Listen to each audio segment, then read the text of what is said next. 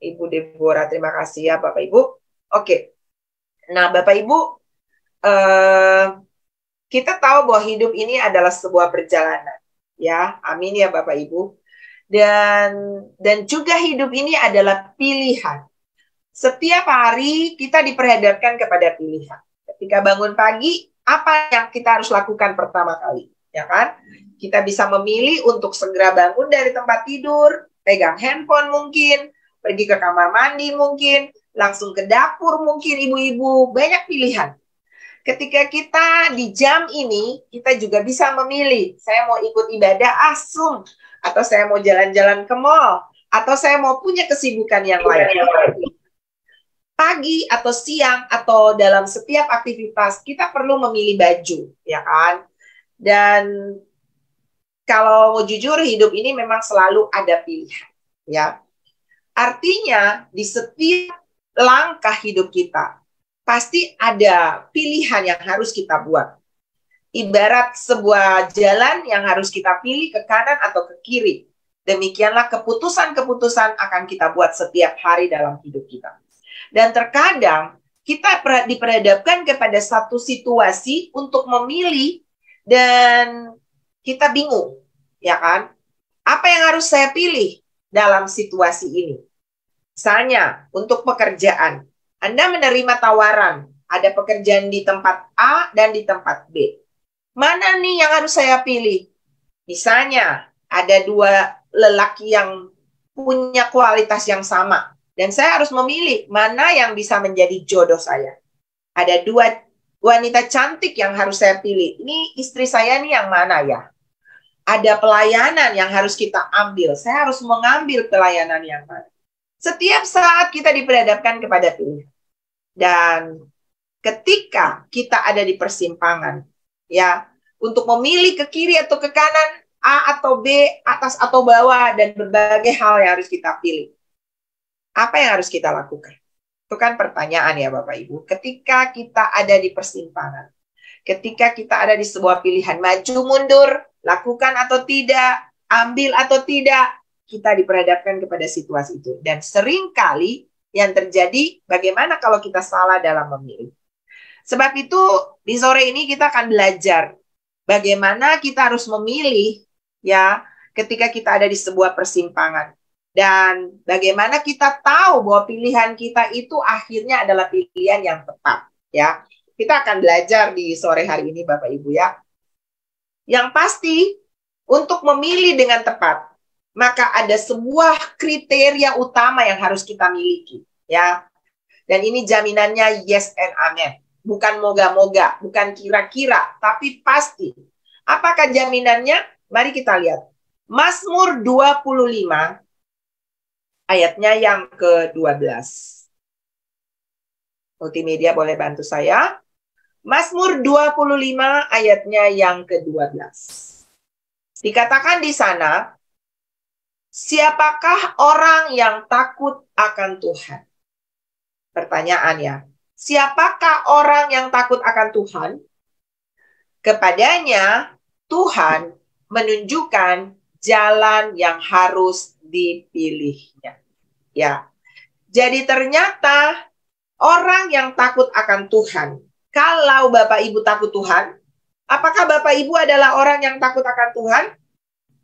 Boleh tulis di kolom komentar, saya orang yang takut akan Tuhan. Atau amin, saya orang yang takut akan Tuhan. Atau yes, saya orang yang takut akan Tuhan. Atau Bapak Ibu boleh lambaikan tangan, saya orang yang takut akan Tuhan. Amin. Nah, ketika Bapak Ibu dan saya punya ini, kita punya yang namanya takut akan Tuhan, maka Bapak Ibu punya jaminan Tuhan yang akan menunjukkan jalan kepada Bapak Ibu. Bapak Ibu nggak akan dalam satu situasi, pastilah ya manusiawi, siapapun dia, pasti akan ada masa bingungnya. Ya bisa. Ya. Tetapi ketika Bapak Ibu punya kualitas ini, maka nanti kita akan temukan langkah-langkah selanjutnya ketika kita sudah punya yang namanya fear of God atau takut akan Tuhan.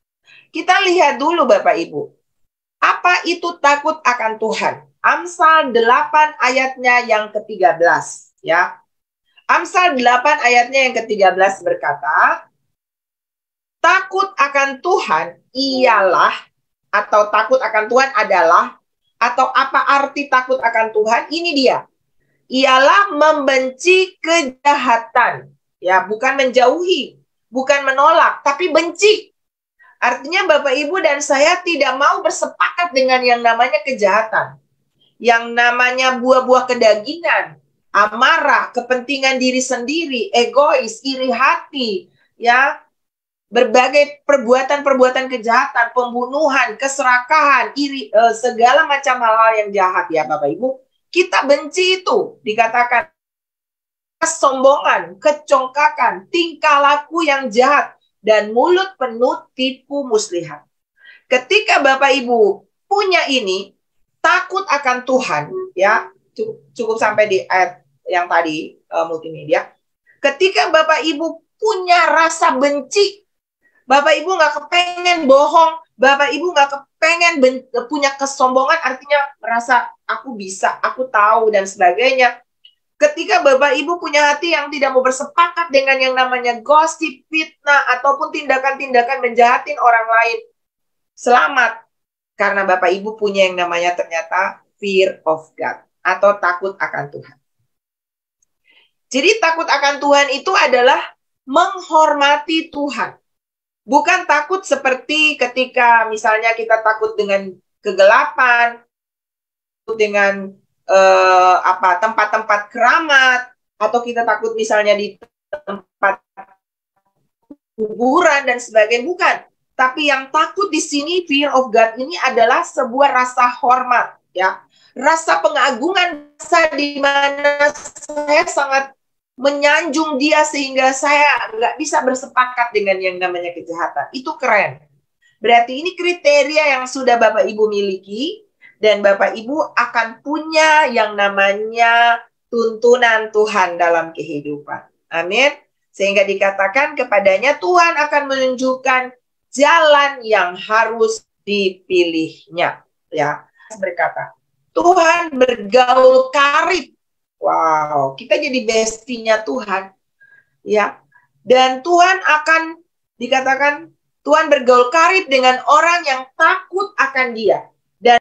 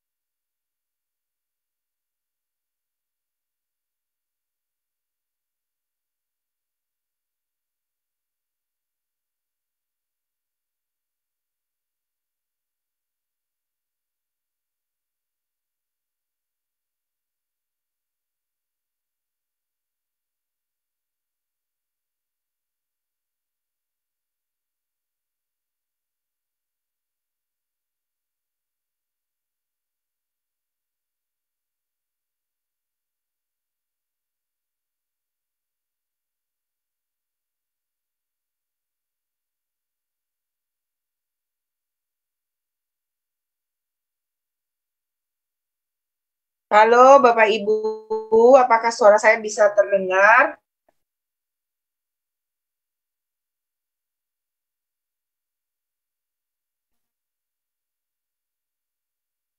Oke, bentar. Oke.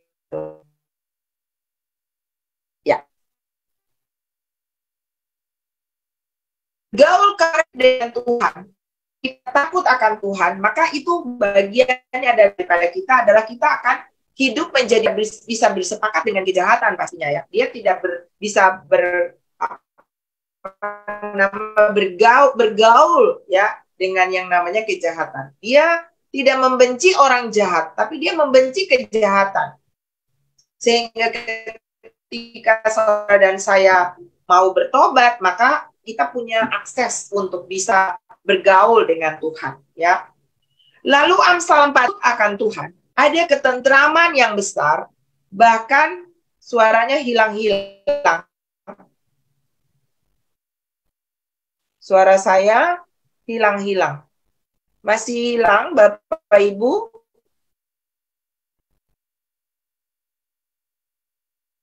Oke. Oke, terima kasih Bapak Ibu ya. Dikatakan di sini dalam takut akan Tuhan ada ketentraman yang besar. Bahkan ada perlindungan akan Tuhan adalah sumber kehidupan. Wow. Ini ternyata ketika kita punya rasa hormat kepada Tuhan, takut kepada Tuhan, menjauhi kejahatan, maka Bapak Ibu dan saya punya ketentraman, Bapak Ibu memiliki sumber kehidupan, semua janji ada di sini. Oke, amin. Dan salah satu hal yang paling penting tadi, sesuai dengan apa yang saya mau sharingkan adalah Bapak Ibu akan hidup di dalam tuntunan Tuhan. Kita mau ke kiri, atau kita mau ke kanan, atau yang apapun yang kita akan putuskan, kita pasti akan bisa mendengarkan arahan Tuhan dalam kehidupan kita. Dan cara untuk kita bisa mendeteksi sebagai anak Tuhan, kadang kita anak Tuhan juga kalau kita mau memilih kan, walaupun kita sudah punya yang namanya takut akan Tuhan kan, kadang-kadang kita juga ada di dalam persimpangan di mana kita bingung nih, apa yang akan saya lakukan ini, apa yang saya lakukan ini benar atau enggak, atau apa yang saya harus putuskan ini. Bapak Ibu, apakah suara saya terdengar dengan jelas atau putus-putus? Oke, jelas ya. Oke, terima kasih. Jadi bagaimana cara kita mendeteksi bahwa apa yang sedang kita lakukan ini adalah sebuah kehendak daripada Tuhan. Atau jalan yang memang Tuhan mau kita ada di sana. Kan yang namanya jalan yang benar itu adalah jalan yang menurut kehendak Tuhan kan. Bukan yang kita suka kan. Walaupun kita kepengennya A, tapi kalau itu bukannya kehendak Tuhan, jadi itu bukan jalan yang terbaik buat kita. Sekalipun menurut kita baik. Contohnya siapa Bapak Ibu? Contohnya Lot. Ketika dia harus memilih, dia melihat lembah Sodom dan Gomora, maka dia melihat itu seperti taman Tuhan. Matanya melihat dan dia mengingininya karena begitu indah lembah Sodom dan Gomora. Tapi ternyata dikatakan walaupun kelihatannya seperti taman Tuhan, itu daerah berbahaya bagi dia. Ya. Dan akhirnya dia terjerat di sana di lembah Sodom dan Gomora ketika akhirnya api turun dari langit. Untunglah Tuhan menyelamatkan dia. Kenapa? Karena dia punya yang namanya fear of God.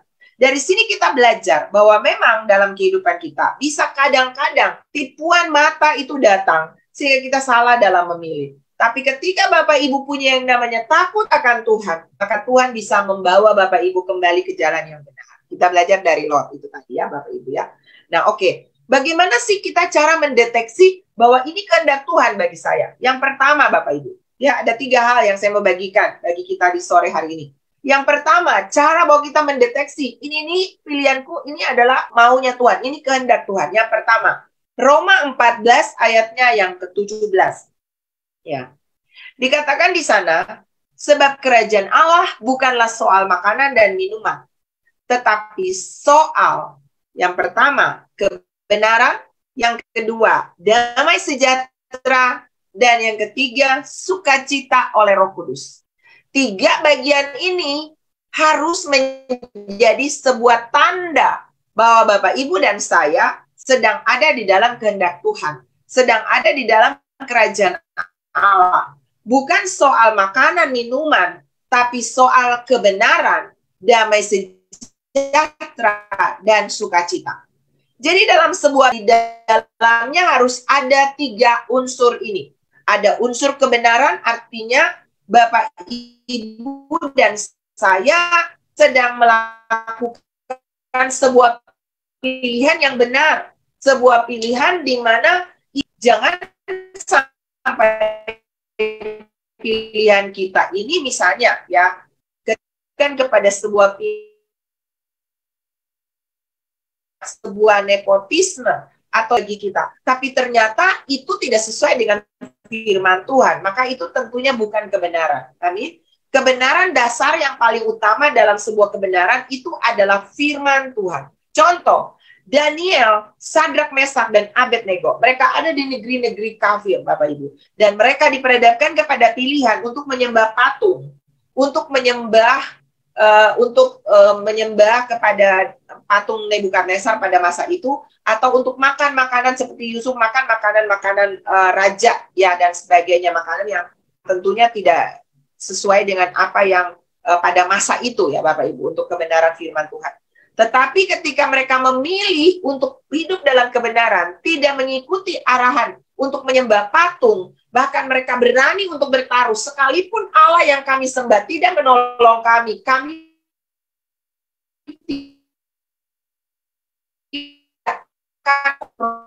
ya.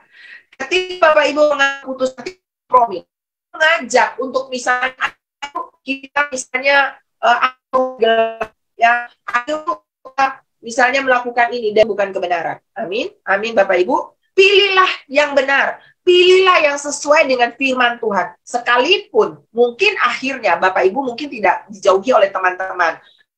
Akhirnya mungkin di situ Bapak Ibu tidak dapat keuntungan misalnya secara fisik, tetapi Bapak Ibu sedang ada di dalam kebenaran. Dan sekalipun sepertinya di awal tidak ada keuntungan, tapi Bapak Ibu sedang menampung atau menginvestasi keuntungan kekal di sana. Satu waktu nanti kebenaran tidak bisa ditutupi. Kebenaran itu pasti akan muncul. Amin.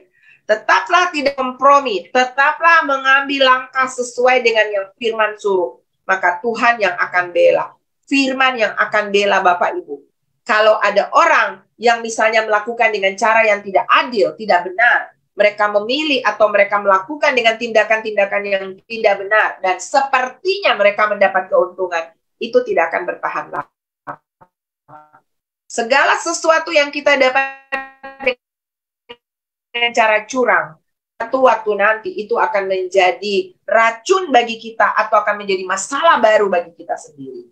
Tetap tidak komit. Sekali hidup dalam kebenaran, tetaplah ada di dalam kebenaran. Amin. Yang kedua itu tandanya adalah penuh dengan damai sejahtera, ya. Damai sejahtera itu dari bahasa aslinya tuh artinya wasit, ya. Wasit seperti kalau ada sebuah pertandingan dan biasanya ketika ada sebuah kesalahan yang dilakukan, entah itu misalnya waktu kalau permainan sepak bola dan misalnya kenal tangan atau mungkin tendangannya keluar dan sebagainya, itu biasanya wasit kan membunyikan fluid ya. Nah, itu tandanya ada kesalahan di sana. Seperti itulah damai sejahtera yang Tuhan berikan kepada Bapak, Ibu, Saudara, dan saya. Ketika ada sesuatu yang kita lakukan atau kita memilih, tapi rasanya kok nggak damai ya, ikutin. Karena itu tanda bahasa Roh Kudus bagi kita bahwa kita sedang salah memilih. Ya, berkali-kali kami melakukan sebuah pilihan. Dan ketika Tuhan taruh rasa, kok nggak damai ya? Kok ketika pilih nggak damai ya? Ikutin. Walaupun sepertinya tidak masuk akal, ikutin saja. Karena damai sejahtera. Ada damai sejahtera. Kemudian apalagi tandanya? Sukacita oleh Roh Kudus. Ada sukacita. Bukan karena kita punya saldo bertambah, bukan karena kita punya uang, bukan karena ada jaminan, kita dapat sebuah jabatan dan sebagainya, bukan. Tapi kita kok melakukan ini kok sukacita ya, aku happy gitu loh, enjoy gitu loh ketika saya memilih ini, ya. Itu adalah salah satu isyarat atau salah satu tanda yang Tuhan kasih. Dan sukacita ini bukan oleh hal-hal yang jasmani, tapi dikatakan oleh Roh Kudus. Karena Roh Kudus itulah yang akan memberikan sukacita itu ketika kita memilih yang benar. Amin. Entah memilih jodoh, entah memilih pekerjaan, entah dalam sebuah jabatan yang Tuhan percayakan, Tuhan pasti akan saudara saya yang takut akan Dia. Of God.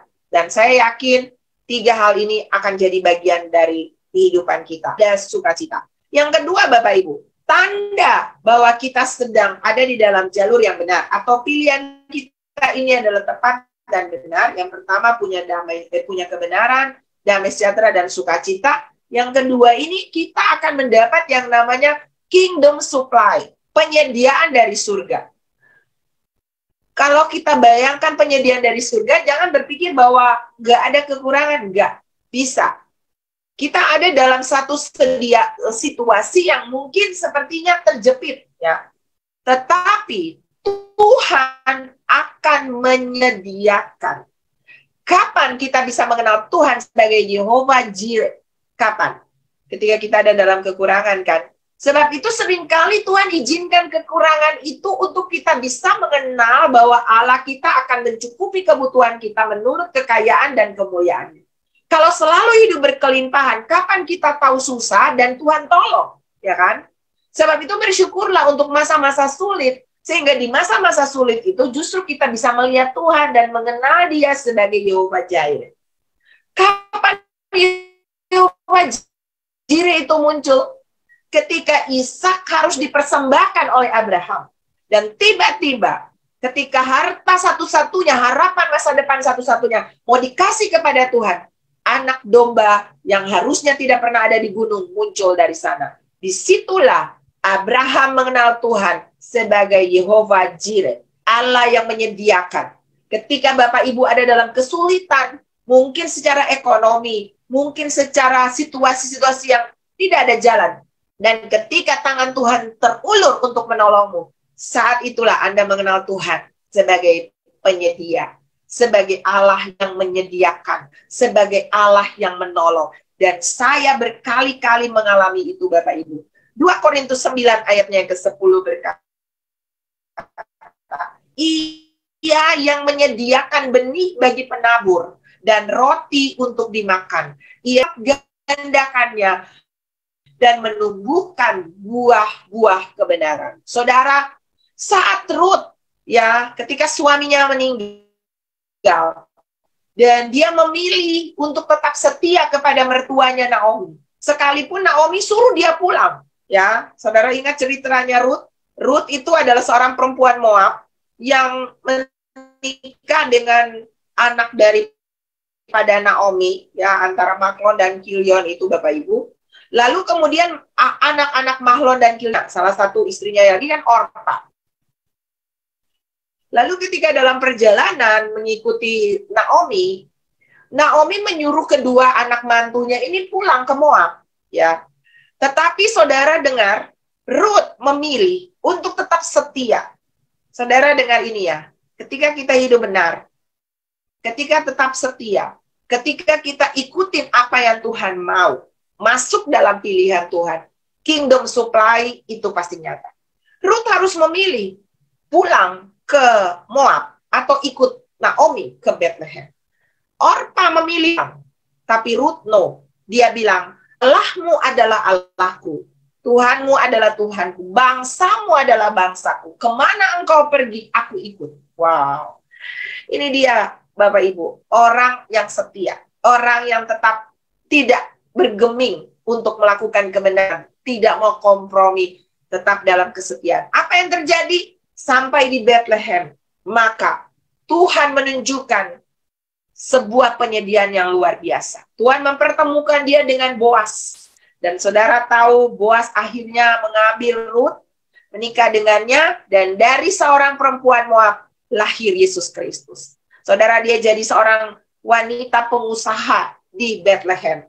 Boas menjamin hidup Ruth. Bahkan dari Boas dan Ruth lahir juru selamat dunia. Wow, keren. Ada kingdom supply, padahal dia dari negeri yang kehilangan suami, tapi karena dia memilih yang tepat dan benar, kingdom supply itu datang. Saudara,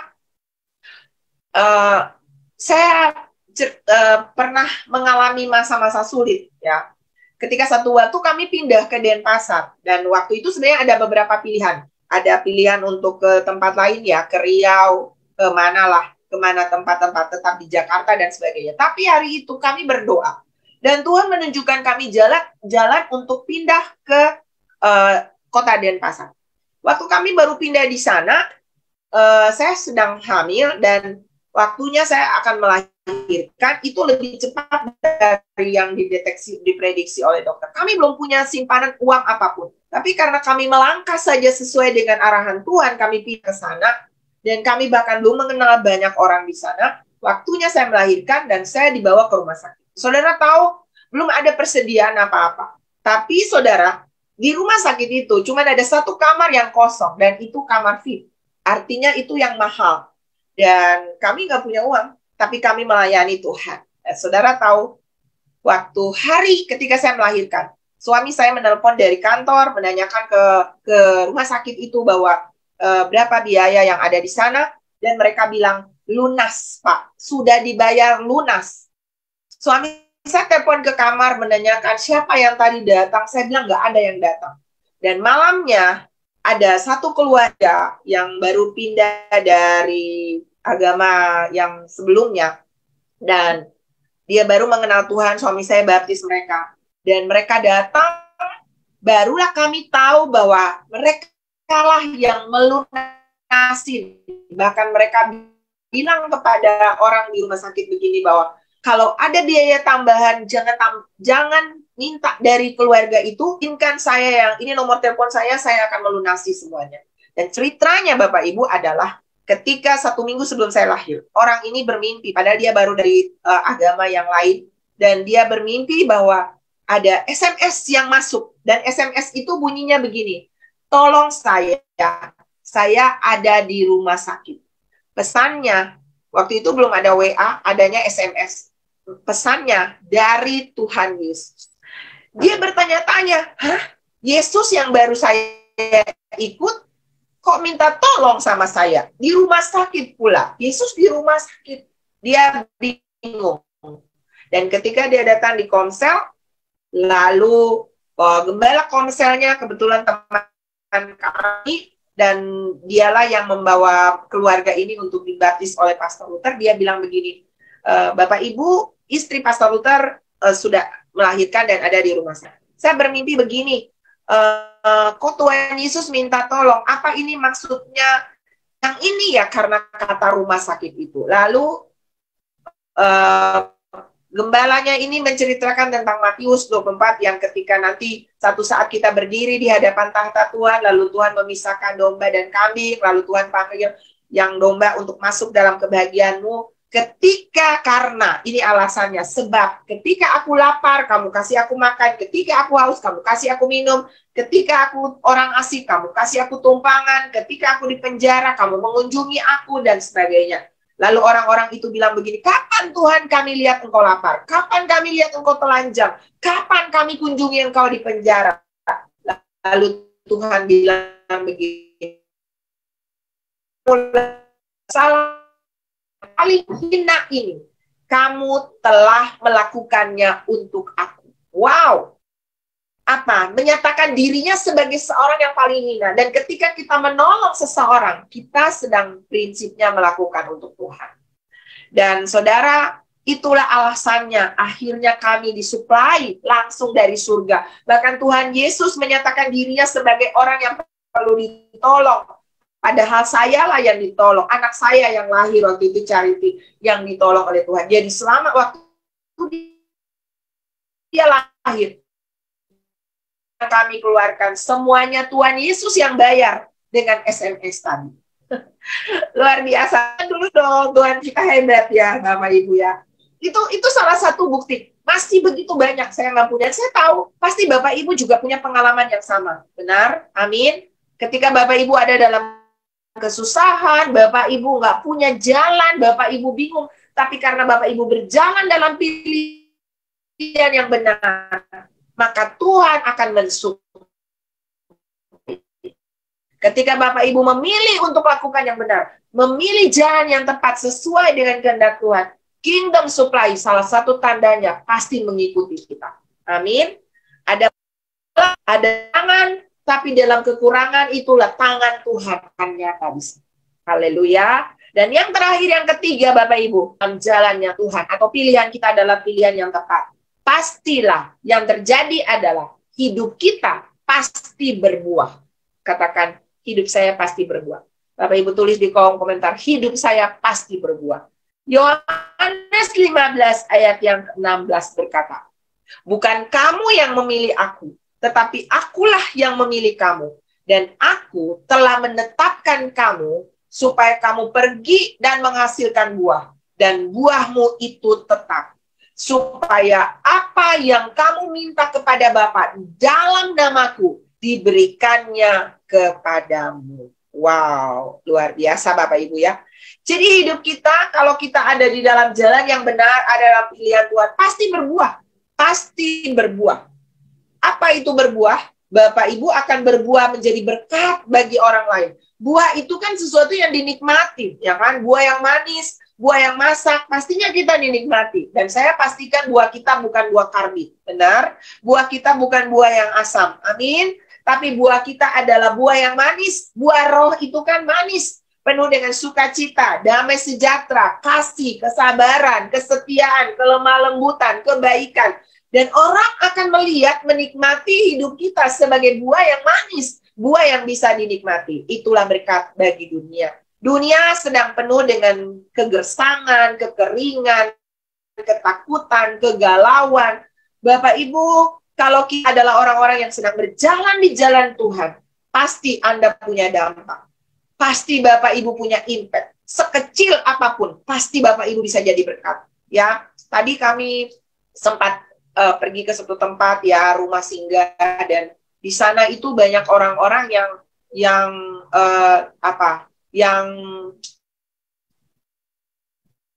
stres, depresi, nggak punya rumah, sakit dan sebagainya.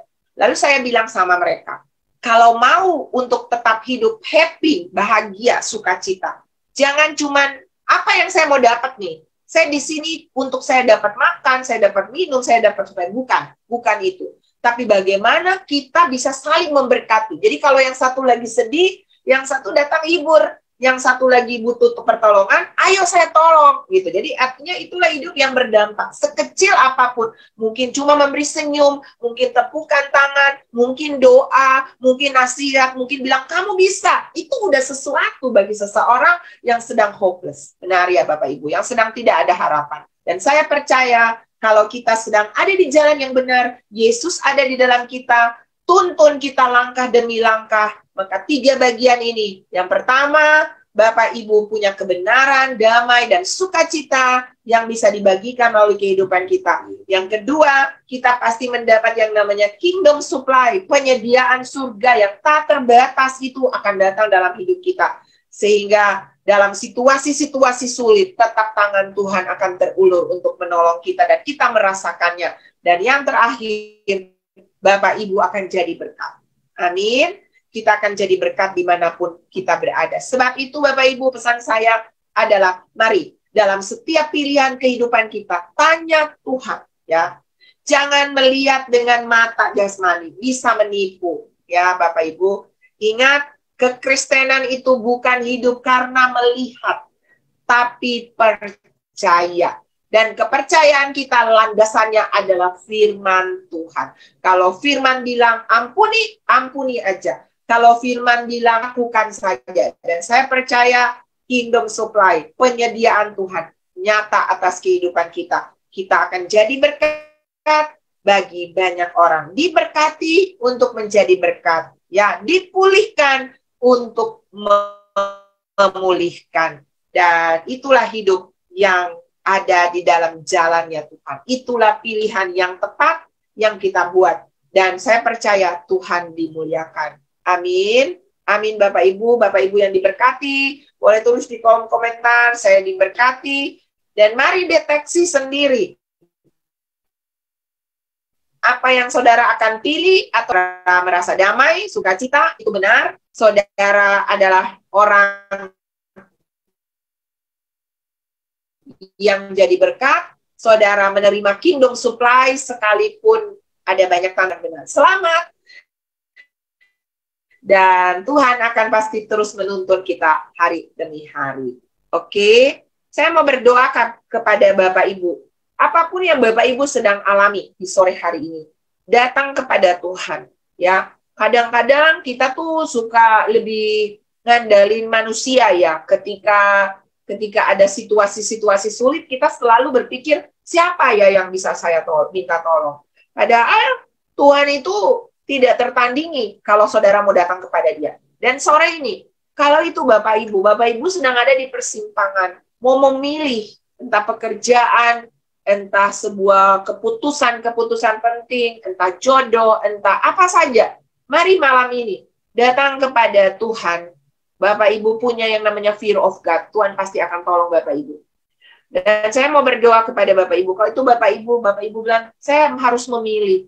Mari kita berdoa di malam ini. Supaya Tuhan memberikan damai untuk memilih. Sehingga Bapak Ibu tahu bahwa pilihanmu ini sesuai dengan apa yang Tuhan mau. Dan kalau misalnya ternyata Bapak Ibu sudah memilih dan pilihan itu salah. Seperti apa yang tadi saya katakan ini. Bahwa sekalipun misalnya ada yang Lot, ya, dia salah memilih. Dia memilih Sodom dan Gomora. Tapi karena dia punya yang namanya fear of God, takut akan Tuhan, Tuhan meluputkan dia. Sekalipun Sodom dan Gomora dihanguskan, tapi Lot selamat, ya kan? Ditolong oleh Tuhan. Apapun kondisimu saat ini. Dan ke depan belajar untuk menanyakan Tuhan dalam setiap pilihan. Mari kita berdoa Bapak Ibu.